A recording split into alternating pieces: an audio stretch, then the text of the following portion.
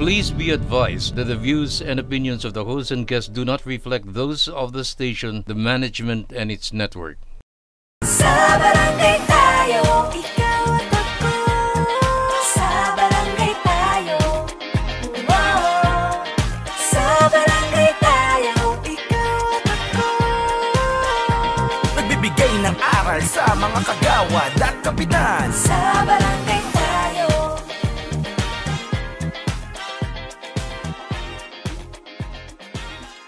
Welcome back po mga kabarangay at nandito pa rin po tayo. Kasama pa rin po ang ating special guest na walang iba po kundi si Attorney Boom Santiago, ang paborito po natin dito sa Barangay Tayo. At this time po, ang kasama naman po natin ay walang iba kundi ang ating Kapitan Don Don Francisco. Dito lang yan sa Barangay Tayo. Welcome back, Attorney Boom. Yes. It's good to see you again. Yes, and nice to meet Kap. Yeah, Finally, yeah. nakita na po tayo. The pleasure is mine. Yan. At tuwan-tuwa, kinuwento ko dun sa aming election officer, si Attorney Juliet. At yun nga, tuwan-tuwa siya. At manonood daw siya ng ating show. Hello, Attorney Juliet from Comelec, Mandaluyong. Yes. Alam mo ba si Attorney Boom, napakarami kong natutunan sa kanya. Even before the last episodes na siya yung aming guest, every time may pinag-uusapan na election, Attorney Boom is the name. Wow. Kaya nakakatuwa, Attorney, kasi nandito si Cap na I'm sure marami rin siyang questions na gusto niyang ibahagi at para madagdagan rin po yung impormasyon ng ating mga kabarangay. Tama, naku, alam nyo, last year, no, lagi si Attorney Boom, daming ang nanood nun, nung ikaw, ang pero sayang, di pa ako host nun. Kasi, nabiktima ako ng syokos ng Comelec. Pinasyokos ako yung munti kong kalaban, pinasyokos ako. Kung ano-ano sinabi. Buti, sayang, nanginayang talaga ako. Di sana, kung ako host dito, lagi kita tinatanong, Attorney Boom, dito na kaagad, di ba? Tapusin na natin ang storya ng syokos. Kaya naman simulan na natin. I'm sure ang una pong magtatanong sa inyo ngayong hapong ito ay walang iba, syempre, kundi si Cap. Okay, tungkol sa syokos to. Sige. Kasi, di ba dati, nung barangay po, may premature campaigning. Doon ka issue syokos, lalabas sa Facebook, lalo na yung sa social media. Napakahalaga nung sasabihin mo pagdating sa pagpo-post ng mga nangangampanya ngayon. O hindi man sabihin lang nangangampanya, yung pa-picture sa mga tao. Meron po bang premature campaigning or electioneering ngayong national and local elections? I see. Well, in all elections po, meron po tayong tinatawag ng premature campaigning at electioneering.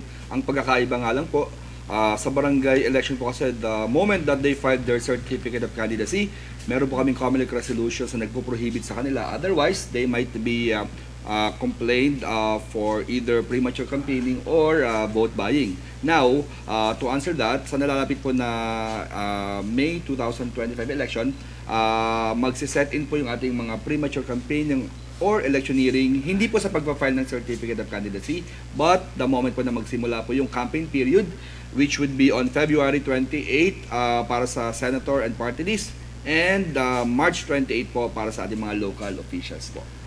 Okay. Medyo mabilis.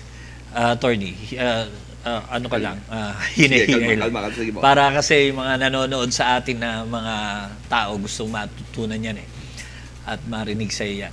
Ngayon, ang pagkakaiba sa barangay ay dahil sa nag-file ng, lalo na nung nakaraang taon, Yes po. September 2 yung last na filing of, dahil birthday ko yun, Yes, doon ako tama po. nag-file ng candidacy ko So, after that, bawal ka mag-pre... Yes po. Magfa-file din sila ngayon I ng see. October di ba? Very specific po kasi yung ating automated election law, and even the Supreme Court declares under the Peñera rule na kapag nag-file po ng candidacy sa national or local po using the automated election law po, they are not considered as a candidate pa. They are just aspirants po. They will only be considered as candidate from the start po ng campaign period. Kaya po yun po yung main difference. As compared po sa barangay, may COMELEC resolution po na pina-implement ang Commission on Elections through Chairman George Garcia na nagpa-prohibit sa mga nag-file ng candidacy to engage in any activities that amounts to premature campaigning and or vote buying po. Well, if you're the incumbent, sorry Yes, go ahead. Mainit ako rito, Kag, sorry. Actually, excited din ako magdagdag ng questions dito. Pero sige lang, Kap, go ahead. Shoot lang ako ng shoot muna. Tapos Go. ikaw naman. Kasi yung dun sa yung Peñera law hindi applicable sa barangay pero applicable sa local saka sa national.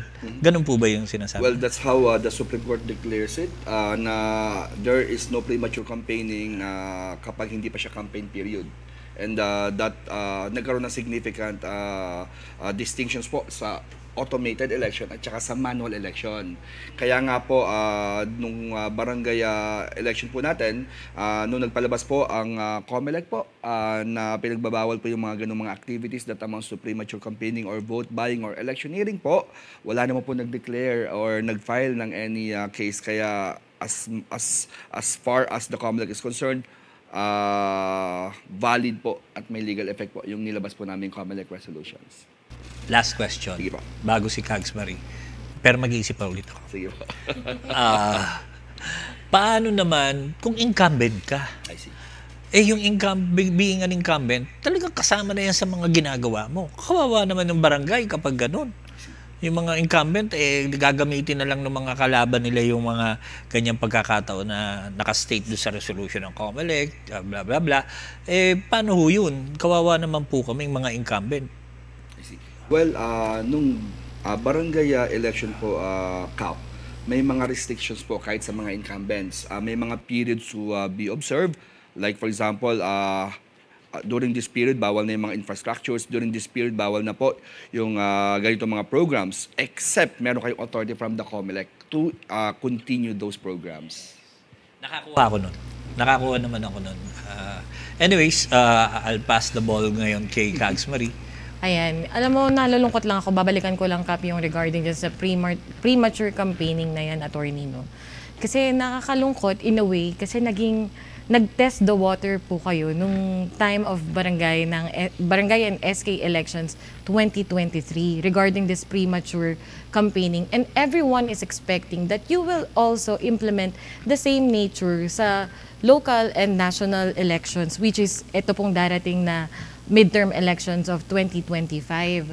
So, sa madaling sabi, because of the Peñera ruling, hindi po siya applicable sa barangay kasi meron pong nilabas na COMELEC resolution si Chairman George Garcia. And then, para lang po malinaw sa ating mga kabarangay, pero ang local and national elections, hindi po siya magiging konsidera na premature campaigning because you can only say that it is premature campaigning kapag nagsimula na yung date of campaign period. Yes, tama.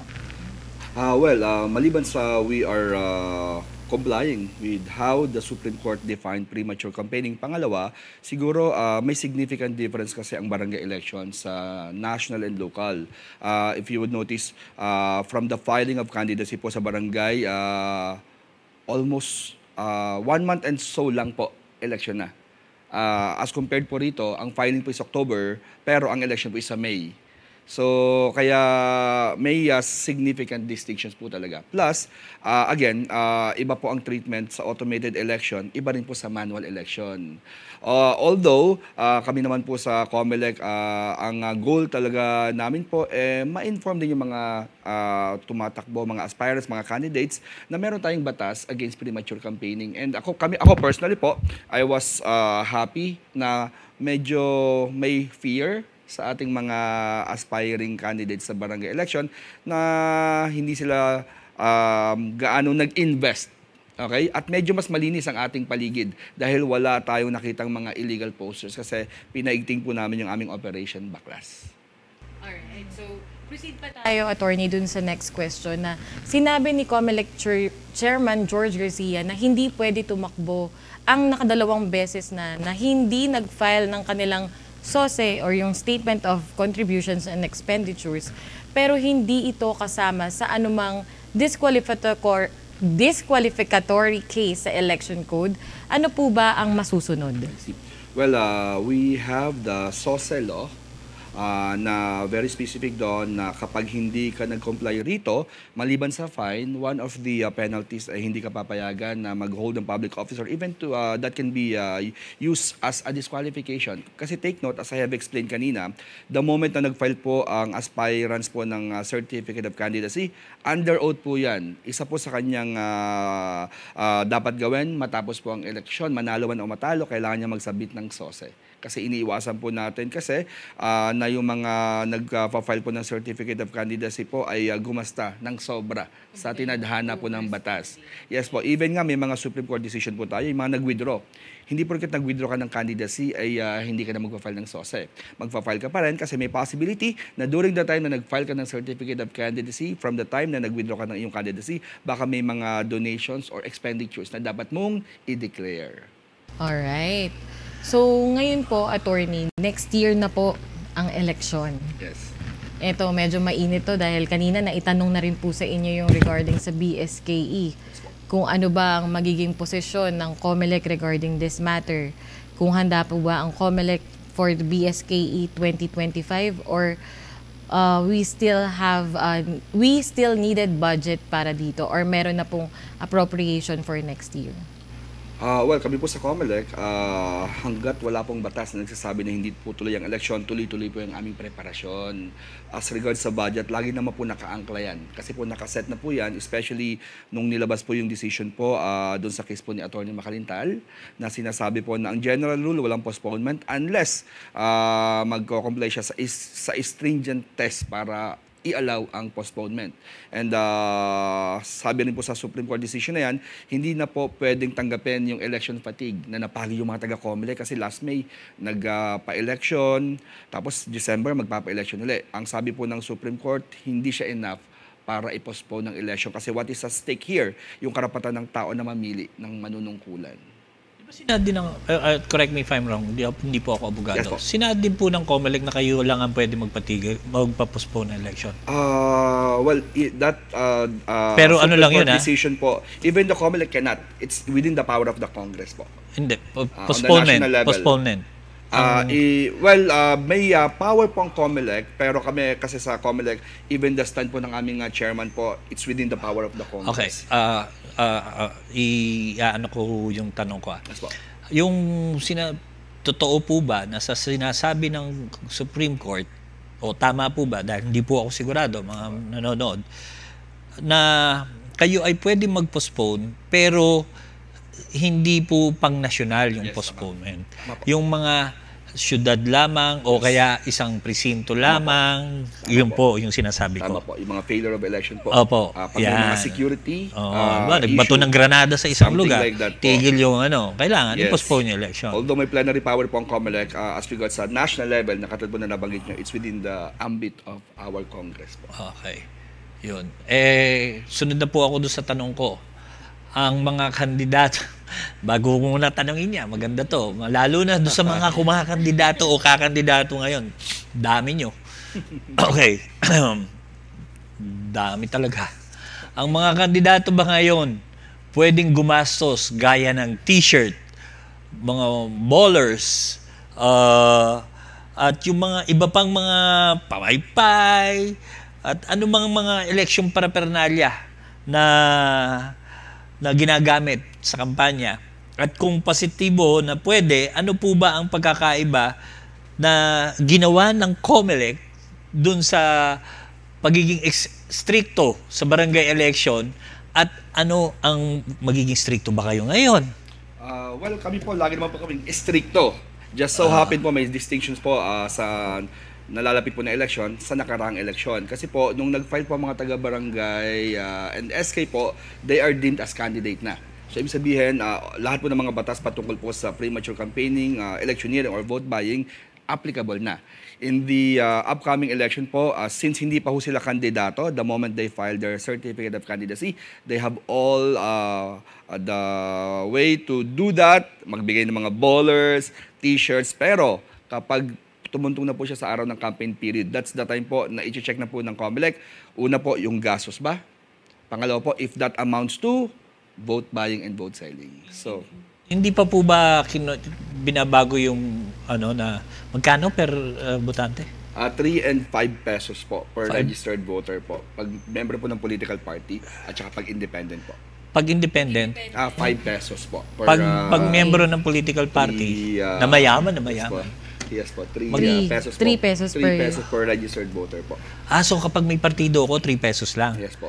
Ang per Opo. kapag wala akong partido, 5 pesos. 5 pesos po. Mga independent, magastos. Di ba? Okay. Pwede sa sinasabi niyo po, pwede kayong mamigay ngayon, pero pagdating ho ng Pebrero, kung national kayo, at pagdating ho ng Marso, kung local kayo, titignan na po ng COMELEC kung magkano gastos nyo. Yes po. Okay. Very specific po yung ating COMELEC resolution patungkol po sa 2025. Lahat po ng mga acts or omission po in violation of our existing election law, magsisimula po sa araw po ng kampanya. Okay. Yung atin po bang mga guidelines, attorney, pagdating sa election ngayong midterm elections 2025, saan po ba pwede ma-access ng ating mga kabarangay yung regarding po sa guidelines, yung mga restrictions, yung mga do's and don'ts? Well, may COMELEC resolution po kami na nilabas patungkol po sa filing of certificate of candidacy and any other matters po like mga calendar of activities last August 24 po, if I'm not mistaken. COMELEC resolution 11405. I just need to check. You can also verify that sa aming COMELEC website po. Naka-pin naman po siya since it's one of the latest COMELEC resolutions po. So since, attorney, this is a partisan election, Yes po. ang question dito is regarding naman po sa mga watchers. So, kapag ka may partido ka or may kona ka, does it mean na allowed ka na magkaroon ng watchers kapag merong partido? Kapag independent ka po ba, allowed ka pa rin po ba? Kasi yan yung mga tanong ng ating mga tatakbong independyente. I see. Well, walang sinasabi na bawal magkaroon ng watcher ng mga independent candidates. Although may preference po tayo sa mga citizens' arms, like sa PPCRB, NAMFREL, at saka Lente, and even sa ating mga major political parties. And isa sa mga considerations para payagan yung mga watchers, whether miyembro ng political party or independent, is kung hindi ito makakasagabal based sa size ng mga presinto. Ilan po ba, Otherwise, attorney, sorry, to cut you lang po, no? Ilan po ba ang allowed na watcher sa isang partido or sa isang kandidato? Ang general practice po kasi as much as possible, dapat isa per presinto kung kaya niyang mag-produce ng ganon. Although ang practice po kasi talaga kapag may election every presinto po, as long po na accommodate po namin yung ating mga priorities like yung PPCRB, NAMFREL, the better po. Hindi naman po lahat ng presinto meron pong watchers. Especially, it's a challenge po sa mga independent candidates. Imagine, 1 watcher per precinct. If we're gonna compute that, medyo malaki yung gastos. Baka hindi siya makapasa dun sa allowed na expenditures under sa SOSE. Yes po. Pero pag mga ganun, attorney, wala naman tayong basis kung magkano ang per watcher. Wala naman pong restriction ng COMELEC pagdating dito. As long as pasok siya dun sa... 1 peso to 50,000 pesos. Yes, parang ganun. Based on actual po na binibigay po sa watcher kasi that will be, ito total po yan to check kung within or beyond the required expenditure po. Watcher lang po ang legally watcher lang ang naka-state sa COMELEC, ano? Wala yung volunteers. Yes po, watchers po. Pero walang volunteer. Well, hindi po namin pinapayagan ang mga volunteers kasi po watchers lang po, media, citizens arms lang po ang allowed po to be outside po. Yung mga volunteers po, wala kaming rules on that. Ibig sabihin po, hindi po siya pwede. Alam mo, attorney, magkaiba lang kami ng termino ni Cap Dondon. Yung ngiti niya, kitang-kita ko. Yung volunteers, yan yung previously na tinanong ko sa The inyo. roving watchers. Yes, the roving Well, actually, watchers. it's a good thing na na-pointed mo sa akin yan kasi during the barangay election, I was surprised. Yun talaga yung pangalan nila. Roving watchers. And the moment I saw the IDs and the moment na nakita ko na may representation na yung kandidato na kanyang nire-represent, so we asked them to leave the premises. Otherwise, pwede namin silang ipadampot kasi that's an election offense. They are not allowed to be in the premises. Okay. Alam mo naman kasi kung nangangati dila ako. Sige lang po. Okay. Tunalo na kayo kapag marami kay roaming saka watcher. Tapos magkakano. Diba? Anyways. Hindi na po ako magsasalita. Alam niyo na naman po siguro kalakaran. Pero just in case po, Kap, na may mga ganyan mga roving watchers, at least naging aware po yung mga manonood natin na bawal siya. Just in case na may mga roving Of roving watchers, tama, attorney? Yes, there's no such thing as roving watchers. Call watchers lang. Yes. Maaari po silang i-report. Okay? Especially kapag sila po ay nag-cause po ng disturbance sa proceedings po per presinto. Ayun sasabihin naman nun, roving watcher po ako pero volunteer lamang po ako. Kuno. Ay, sorry. There is no such thing as roving watcher kasi sa COMELEC resolution, and since they are not part of it, they should not be in the premises during the counting or election proceedings. Ang dream ba ng COMELEC walang bayaran ng mga tao pag gustong bumoto? Yung ba dream ng COMELEC? Kasi dream ko yun eh, yung walang babayaran para lang manalo. Kumbaga walang involved na money in every election. Walang involved na money, labanan lang kung sino yung personalidad. Dream ba ng COMELEC yun? Well, that's not just a dream, that's a mandate na magka-conduct po ng hindi lang election kundi malinis, maayos at ligtas na elections. Ayan, malinaw po mga kabarangayhan. Alam nyo, napakaganda po ng sinabi ni Attorney Boom na it's a mandate. It's not a dream. So we would like to emphasize it na every election is practicein na natin to. Kasi nga, lagi nating sinasabi na ang election po talaga, that's the only day na lahat po tayo ay magkakapantay-pantay. So, Kap, ihirit mo na yung last question mo dahil alam kong mas mainit yung mabalitaktakan pag binalikan pa natin ulit ang mga watchers. Tanong, halimbawa, hindi. Okay, baguhin ko na lang yung last question ko. Kasi natutuwa ako eh. Alam nyo, sa totoo lang, attorney, pagkatapos natin mag-usap, pero pagdating din na may, magbabayaran din naman yan na magbibilihan ng boto eh. Maniwala kayo sa akin, gano'n na mangyayari dyan. Okay? Lalo na doon sa maiinit ang laban na syudad, na probinsya. Pag maiinit ang laban, baka 10 tao, wag na kayong bumoto, ito 10,000. Magaganon. Tapos biglang lagyan na ng mga kung ano-ano. Nangyayari yan. It happens. Totoo naman ho. Nangyayari yan. Di po ba? So, I don't know how COMELEC can mitigate this kind of situation scenarios.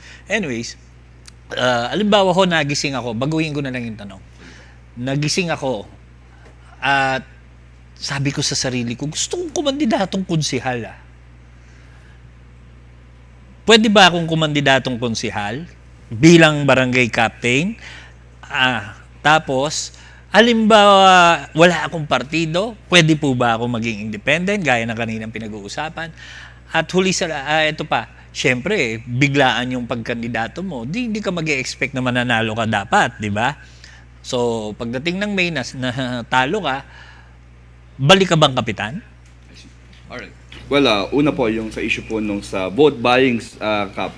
Okay. Kami po sa COMELEC, the reason why, very proactive po ang aming COMELEC chairman. Kasi we don't want to normalize na okay po ang vote buying, okay po ang vote selling. Alright, kaya po we are institutionalizing po yung ating mga platforms, mga task force para just in case na may mga ganung mga insidente ng bilihan o bentahan po ng boto, maaari po kayo mag-report sa aming opisina. Now, to answer your question po, even the Supreme Court made a distinction sa mga appointed at saka sa elected. Kapag ang isang elected po ay nag-file po ng Certificate of Candidacy from barangay, magka-councilor, hindi naman po siya kailangan mag-resign. Tuloy-tuloy pa rin po. As compare po sa mga appointed, mga nagtatrabaho po sa gobyerno, the moment they file their Certificate of Candidacy, ang sabi po na batas, ipso facto resign. Ibig sabihin, hindi mo kailangan mag-submit ng resignation letter, wala ka nang, automatically binabakante mo yung iyong pwesto bilang appointed officials. So, maaari kang mag-run kung independent. You can still proceed with your candidacy while maintaining ang iyong elective office. Kasi iba naman po yung tinatakbo nyo. Iba po ang opisina po ng barangay, captain, dun sa kinakandidatuhan nyo po na counselors po. So tuloy-tuloy pa rin po yan, Kap. Okay.